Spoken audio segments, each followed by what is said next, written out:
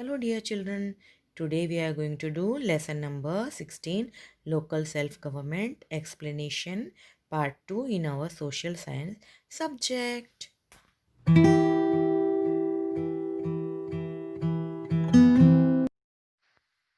dear children, now we are going to do the second part of lesson number 16 Local Self-Government. It is, we have done Taluka Panchayat and Gram Panchayat. Now we are going to discuss about District Panchayat. This is part 2. District Panchayat is at third level in the local self-government. District Panchayat is the top most level of three-dimensional Panchayati Raj. यानी district panchayat यानी ज़िला पंचायत तीसरे level पर है, village level पे local self government organisation, जो district panchayat top most में आता है थ्री डायमेंशनल पंचायती राज में. फॉर्मेशन उसका कैसे होता है? There are minimum 32 and maximum 52 members in district panchayat. Number of seats are decided according to the population of district. 50% seats are reserved for women. Concerned voters of the constituency elect their members. President and vice president are elected by the elected members on the basis of majority. Different committees like executive committee, social justice committee, education committee, construction committee, health committee, etc. are formed with the help of elected members. Tenure of district panchayat is of 5 years. कैसे बनता है? इसमें minimum 32 members होते हैं, maximum 52 members होते हैं, और जो मेंबर्स होते हैं वो उसकी सीट कैसे डिसाइड करते हैं? जिस एरिया का जो पॉपुलेशन है उस हिसाब से डिसाइड होता है, और जो सीट्स होती है, सीट डिसाइड करते हैं उसमें से 50% लेडीज़ के लिए रखी जाती है, और जो वोटर्स हैं उस वहाँ इलेक्शन करते हैं और मेंबर्स को इलेक्ट करते हैं, और उसमें से प्रेसिडेंट और वाइस प्रेसिडेंट इलेक्ट किए जाते हैं मेजॉरिटी के हिसाब से. और फिर अलग अलग कमिटीज़ बनाई जाती है, जैसे एग्जीक्यूटिव कमेटी, फिर सोशल जस्टिस कमेटी जो न्याय का काम संभालते हैं, एजुकेशन की कमेटी होती है, कंस्ट्रक्शन की होती है, और हेल्थ की. ऐसे होता है. और इनका टाइम जो डिस्ट्रिक्ट पंचायत का एक होता है वो 5 years का होता है. Now how do they administer administration? The administrative head of district panchayat is called DDO, that is the district development officer. He or she is appointed by the state government. District panchayat integrates and implements the schemes of state government. यानी जो उनका head होता है district panchayat का, उनको DDO यानी district development officer बोला जाता है. उनको स्टेट गवर्नमेंट की तरफ से अपॉइंट किया जाता है, और उनको सारा काम जो करते हैं, जो स्कीम्स होती है स्टेट गवर्नमेंट की, वो उनको पूरे डिस्ट्रिक्ट में इम्प्लीमेंट करनी होती है. Now functions. District panchayat controls activities of gram panchayat and taluka panchayat and help them manages and controls revenue, education, cooperation, irrigation, animal husbandry, agriculture etcetera at district level. और इसमें डिस्ट्रिक्ट पंचायत सारी ग्राम पंचायत की और तालुका पंचायत की जितनी एक्टिविटीज़ होती है वो उनका हेड है, तो वो उनका सारा ध्यान रखते हैं और उनको हेल्प भी करते हैं. और इसके अलावा रेवेन्यू, पैसे कहाँ से आते हैं, कहाँ जाते हैं, कैसे कंट्रोल करना है, एजुकेशन का सब साथ में रहे, कोऑपरेशन, इरिगेशन यानी पानी की फैसिलिटी जो एग्रीकल्चर के लिए अवेलेबल है, एनिमल हस्बेंड्री का ध्यान रखना, एग्रीकल्चर, ये सब कुछ देखा जाता है. And district health officer, district primary education officer, district agricultural officer, district social welfare officers, deputy executive engineer are in charge of district panchayat. ये सारे लोग अलग अलग फील्ड्स का ध्यान रखते हैं, जैसे हेल्थ ऑफिसर है, प्राइमरी एजुकेशन ऑफिसर है, एग्रीकल्चर ऑफिसर है. ये सब लोग सोशल वेलफेयर का काम, सब इंजीनियर्स वगैरह सब मिलके काम करते हैं. नाउ सोशल जस्टिस कमेटी यानी न्याय के लिए कैसे काम होता है. Here you can see, here people are sitting and some are sitting here. These are the main panel of giving the judgement, और ये सब बैठ के सुन रहे हैं, and whatever problems are there, that is sorted out here. Now we will see how they do it.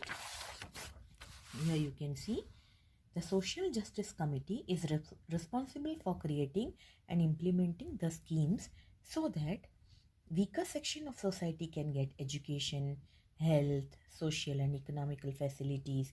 This committee is made of 5 members at the level of Taluka Panchayat and District Panchayat. The formation of Social Justice Committee is compulsory at all 3 levels of Panchayati Raj. Function of this committee is to impart justice to weaker section. तो social justice committee क्या करती है कि वो ध्यान रखती है कि सारी कुछ अलग अलग स्कीम्स आती है जो क्रिएट हो और इम्प्लीमेंट भी करवाती है, वीकर सेक्शन को फ़ायदा हो, इस तरह से वो लोग सब स्कीम्स रखते हैं, उनको एजुकेशन मिले, हेल्थ की फैसिलिटीज़ मिले और दूसरी सारी फैसिलिटीज़ जो वीकर सेक्शंस को मिले वो सब ध्यान रखते हैं। और ये कमेटी 5 मेंबर्स की बनी होती है तालुका पंचायत और डिस्ट्रिक्ट पंचायत के लेवल पे।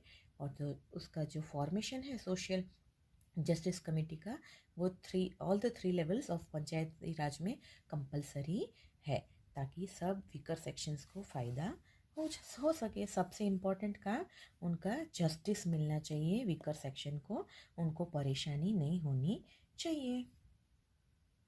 Now we will see urban administration.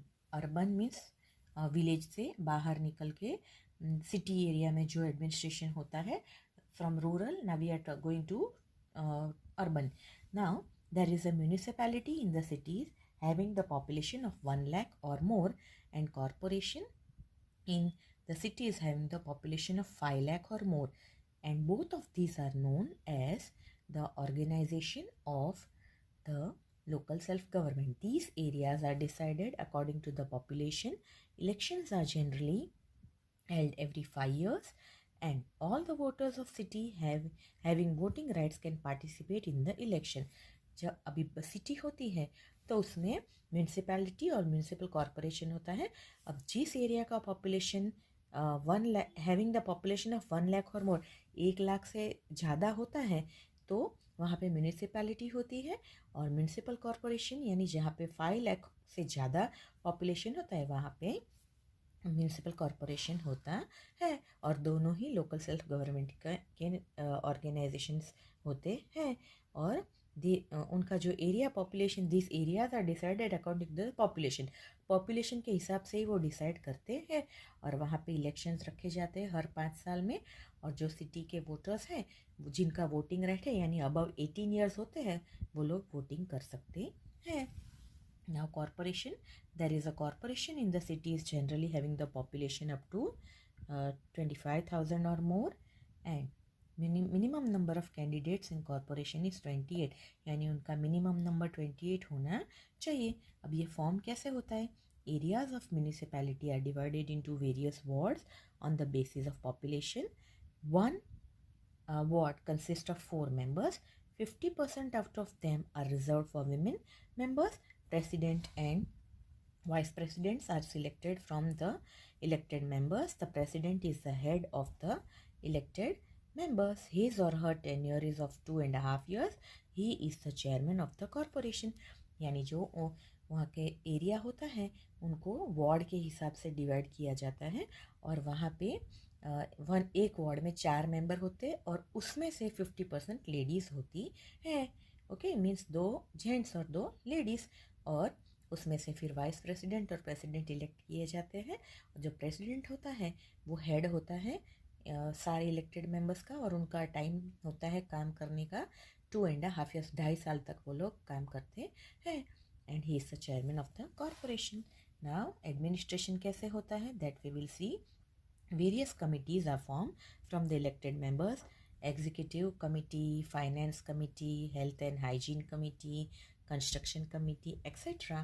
are constituted as per the requirement. The head of municipality is considered as the chief officer. He is appointed by the state government. अभी जो जैसे हर एक इंसान सारा नहीं कर सकता तो वैसे ही यहाँ पर भी अलग अलग कमिटीज़ रखी जाती हैं। जैसे एग्जीक्यूटिव कमेटी होती है वो सारे डिसीशंस लेती है। फाइनेंस कमेटी पैसे का सब देखती है। हेल्थ और हाइजीन की कमेटी होती है जो पूरा हेल्थ सेंटर, और हाइजीन कैसे मेंटेन करना है वो सब देखते हैं। कंस्ट्रक्शन कमेटी होती है, रोड्स बनवाना, ये सब काम वो लोग देखते हैं। इस तरह से सब साथ में मिलके काम करते हैं। और म्यूनिसिपैलिटी का जो हेड होते हैं उनको चीफ ऑफिसर बोला, is considered as a chief officer, और उनको स्टेट गवर्नमेंट अपॉइंट करती है। Now what are the functions? Following works are carried out by municipality for the wellbeing of people. Municipality का क्या वर्क है वी विल सी। सबसे पहले वाटर सप्लाई मैनेजमेंट, अच्छी तरह सबको पानी मिले प्रॉपर फैसिलिटी के साथ। Road management, disposal of waste water and sanitation system. Road अच्छी तरह हर जगह पे रोड हो ऐसा, फिर वेस्ट वाटर निकलने का रास्ता हो, हर जगह गंदा पानी भरा ना हो, सैनिटेशन की फैसिलिटी, ये सब देखना उनका काम है। फिर birth and death register, marriages का रजिस्टर, ये सब उनको रजिस्ट्रेशन करना होता है और ध्यान रखना होता है। इसके अलावा town planning and education management भी होता है। Then fire extinguisher, actions against the sale of inedible items. अगर कहीं आग लग जाए तो उसको बुझाने के लिए फायर ब्रिगेड वाले जाते, ये सब उनका ध्यान रखना पड़ता है। इसके अलावा कोई ऐसी चीज़ें जो फूड डिपार्टमेंट वाले होते हैं, जो जाके देखते कि कोई शॉप्स में, होटल्स में वगैरह खाने पीने की अच्छी चीज़ें हैं, कोई ऐसी चीज़ें तो नहीं जो बिगड़ी हुई और लोगों को दी जाती है, that all they take care of. And also gardens and libraries also is a main facility, and construction and maintenance of cultural buildings और auditorium, ऐसे हॉल वगैरह बनाए जाते जहाँ पे प्रोग्राम्स वगैरह रखे जाते हैं। कल्चरल प्रोग्राम्स, कल्चरल बिल्डिंग्स होते हैं, यानी पूरे टाउन हॉल के ऐसा कुछ होता है, तो पूरे जो एरिया वाले हैं वो वहाँ पे अपने प्रोग्राम्स रख सकते हैं। Now we will do about corporation. Now here you can see we are going to do about corporations. Number of members in corporation is decided on the basis of population. Members of corporation are known as councillor or corporator. The head of corporation is called the mayor. There are 8 corporations in Gujarat. यानी जो corporation होते हैं उनके number of members जो होते हैं वो population के हिसाब से डिसाइड किए जाते हैं। और जो मेंबर्स होते हैं कॉरपोरेशन के उनको काउंसिलर या कॉरपोरेटर बोला जाता है। और जो हेड होता है उनको मेयर बोला जाता है। और गुजरात में 8 कॉरपोरेशंस है। नाउ कॉम्पोजिशन कैसे बनता है? The municipality is divided into different wards. A ward is the area having population up to 75,000. यहाँ पे 25,000 था and here it is 75,000 per ward. Then there are 4 members. Out of them 50% are reserved for female members. All voters in the city can vote in polls and elect their own local corporator. Members elected from different wards elect the mayor through majority, and the mayor holds his or her post for 2.5 years. जैसे municipality में था वैसे ही यहाँ पे भी है कि यहाँ पे भी वार्ड्स होते हैं और वार्ड का एरिया का पॉपुलेशन 75,000 के करीब होता है। वहाँ भी 4 मेंबर्स होते हैं, उसमें से 2 लेडीज़ होती है। एंड यहाँ पे भी वोटिंग करते हैं और लोकल कॉरपोरेटर को पसंद इलेक्ट करते हैं और उसमें बाद में फिर मेजॉरिटी में से के साथ मेयर बनाया जाता है। और mayor post is for 2.5 years like municipality only. Now administration. Various committees are formed from elected members, among which standing committee is the most important. The administrative head of the municipality is considered as municipal commissioner. He is appointed by the state government. जो various अलग अलग committees बनाई गई है उस elected members की, उसमें से एक स्टैंडिंग कमेटी सबसे इम्पॉर्टेंट है और उसका जो हेड होता है वो म्यूनिसिपल कमिश्नर होता है और उनको स्टेट गवर्नमेंट अपॉइंट करती है। उनका क्या काम है? Functions, there is more population in city, so the work has to be done with more responsibility for the development and well-being of the citizen. Municipal corporation में ज़्यादा लोग होते हैं, पॉपुलेशन ज़्यादा होता है, तो वहाँ और भी ध्यान रखना पड़ता है कि लोगों को कोई तकलीफ़ ना हो और उनका डेवलपमेंट हो. For that they have to see maintenance of public hygiene and sanitation, provision and distribution of pure drinking water, drainage system, that is sewage, cleanliness and disposal of garbage. हर जगह से कचरा कलेक्ट करके उसका properly उसको dispose करना पड़ता है, cleanliness का ध्यान रखना पड़ता है. And construction and maintenance of roads, arrangement of street lights, arrangement of primary education, construction of library, playground and gardens, and control adulteration in the edible items. ये लोग भी ये ध्यान रखते हैं कि फूड के साथ कोई एडल्ट्रेशन यानी मिलावट छेड़खानी ना की जाए जिससे लोगों को तकलीफ पड़े, उनकी हेल्थ पे असर हो. And here also registration of birth, death and marriages is done. Now we will see that collector is an administrative head of the district. Besides being collector, he or she works as a district magistrate and district election officer. Candidates are selected through UPSC, that is Union Public Service Commission, or through promotion. State government appoints him or her. यानी जो collector होता है वो एक district का head होता है, administrative head, यानी पूरा एडमिनिस्ट्रेशन वो देखते हैं. और इसके अलावा वो डिस्ट्रिक्ट मजिस्ट्रेट का भी काम करते हैं और इलेक्शन ऑफिसर का भी काम करते हैं. और वो कैसे बनते हैं? जो यूपीएससी की एग्ज़ाम होती है वो पास करके वो उसमें उसके बाद वो कलेक्टर बन सकते हैं, या तो उनको अगर प्रमोशन मिला है तो कर सकते हैं, और स्टेट गवर्नमेंट उनको अपॉइंट करते हैं. देन ही और she maintains the administrative system in the district. It is collector's duty to ensure that there is no shortage of essential commodities in the district. और जो कलेक्टर होते हैं वो सारे एडमिनिस्ट्रेटिव काम ध्यान रखते हैं, और ये उनकी ड्यूटी है कि वो देखे कि कहीं भी किसी चीज़ की, एसेंशियल चीज़ों की, कमोडिटीज़ की कमी ना हो, सबको सब कुछ मिल सके. And the role of district collector is very important in Panchayati Raj. He coordinates and manages the works of all department at the district level. Collector is the secretary of district planning committee, which is responsible for the development of entire district, and he determines the number of members of the gram panchayat, allots the reserved seats in the gram panchayat. He determines to reserve the position of sarpanch for the scheduled caste, scheduled tribe, socially and educationally backward class and women. तो इनका क्या काम है पंचायती राज के collector, district collector का, कि वो सब मैनेज, कोऑर्डिनेटिंग सब करके सारा काम सारे डिपार्टमेंट का डिस्ट्रिक्ट लेवल पे देखते. इसके अलावा प्लानिंग कमेटी होती है जो उसका भी वो, और he is responsible for that also, और पूरे डिस्ट्रिक्ट को डेवलप करवाना भी उनका काम है. इसके अलावा जो मेंबर्स होते हैं ग्राम पंचायत के, और अलॉट्स रिजर्व सीट्स, और जो ग्राम पंचायत में सीट्स रिजर्व होती है उन पर किसको रखना क्या, ये सब वो देखते हैं. इसके अलावा he determines to reserve the position of sarpanch. जो सरपंच होते हैं वो for the schedule caste, schedule tribe, ये सबका सोशली बैकवर्ड क्लास, वुमन, सबको ध्यान में रख के फिर सरपंच को इलेक्ट किया जाता है. Now mamlatdar is an administrative head at taluka level. His or her selection is done through the examination or promotion conducted by the State Public Service Commission, that is GPSC.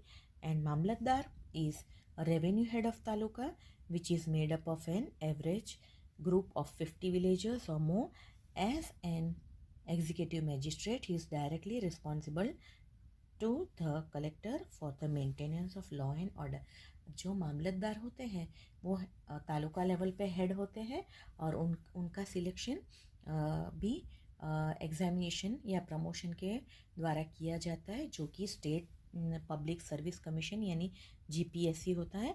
और मामलतदार है वो रेवेन्यू हेड भी होता है तालुका का, और वो पूरा ध्यान रखना उनका काम है. Or he is also responsible for law and order. Then he prepares voters list, and for the election of local self-government, conducts elections, provides various type of certificate, manages and controls midday meals, relief operations at the time of natural disaster. ये सारा काम उनका होता है. Now Lok Adalats. Lok Adalats have been established with a view to imparting justice to the poor, socially backward people, victims of natural disaster, people having low income, etc., so that they are not deprived from justice. When both the parties agree, they are called to Lok Adalat. Lok Adalats are the best option to solve disputes. Long term cases are disposed in such a way that no one loses or no one wins. No expense is there to file a case in it. Long pending cases in court affairs are resolved and settled satisfactorily. Lok Adalat frees the parties and witness from the difficulties of frequent visits to courts. अभी लोक अदालत जो है उनका काम ये होता है जस्टिस इम्पार्ट करना गरीब लोगों को, सोशली बैकवर्ड होते हैं उन लोगों को, और जो नेचुरल डिज़ास्टर में जिनको प्रॉब्लम हुई है, जो विक्टिम्स होते हैं उनको, और फिर जिसका इनकम लो है, ये सबका ध्यान रखने का काम लोक अदालत का है. और ऐसा देखा जाता है कि किसी को न्याय से वंचित ना रखा जाए. और इसमें क्या करते हैं, जब दोनों पार्टीज एग्री करती है तो लोक अदालत बुलाई जाती है, और लोक अदालत में फिर ये प्रॉब्लम सॉल्व करने का काम करते हैं. और जो बहुत टाइम से लॉन्ग टर्म केसेस, जो बहुत टाइम से कुछ हो ही नहीं रहा है, और उसको भी वो लोग हाथ पर लेके वो सॉल्व करते हैं. ऐसा देखते हैं कि कोई जीते नहीं और कोई हारे नहीं, और बहुत कम और बिल्कुल खर्चे के बगैर ये आराम से निपट जाए. और जो कोर्ट केसेस है और जो सेटल नहीं हो रहे हैं उनको सेटल करना भी उनका काम है. और लोक अदालत जो होती है वो पार्टीज़ को फ्री करती है और विटनेस को भी, ताकि उनको आगे जाके कोई प्रॉब्लम ना हो और बार बार कोर्ट में जाना ना पड़े. When settlement and agreement does not become possible, then Lok Adalat takes up the case and decides the judgment that is acceptable to all the parties. The order of Lok Adalat is the final order. Lok Adalats bring the end of disputes. Both the parties get justice and dispute is resolved. Money and time is saved. A permanent Lok Adalat has been established in the district of the state of Gujarat by Gujarat Bar Association and Gujarat High Court, Ahmedabad. There is no fee to file a case in the Lok Adalat or take any action. यानी लोक अदालत क्या करते हैं कि जो settlement और agreement possible नहीं होता तो लोक अदालत केस अपने हाथ में ले लेती है और फिर जजमेंट देती है जो सबको दोनों पार्टीज़ को एक्सेप्टेबल होता है. और जो लोक अदालत है उसका फाइनल ऑर्डर होता है और वो झगड़े को ख़त्म करती है और दोनों पार्टी को न्याय मिलता है और प्रॉब्लम सॉल्व हो जाता है. और दूसरा, टाइम भी बचता है और पैसे भी बचते हैं. और परमानेंट लोक अदालत हमारे गुजरात में भी बनाई गई है, Gujarat bar association and Gujarat high court के द्वारा अहमदाबाद में. और यहाँ केस फाइल करने के लिए कोई भी फ़ी नहीं है. एंड लोक अदालत टेक क्विक एक्शन और फटाफट काम करते हैं. Okay children.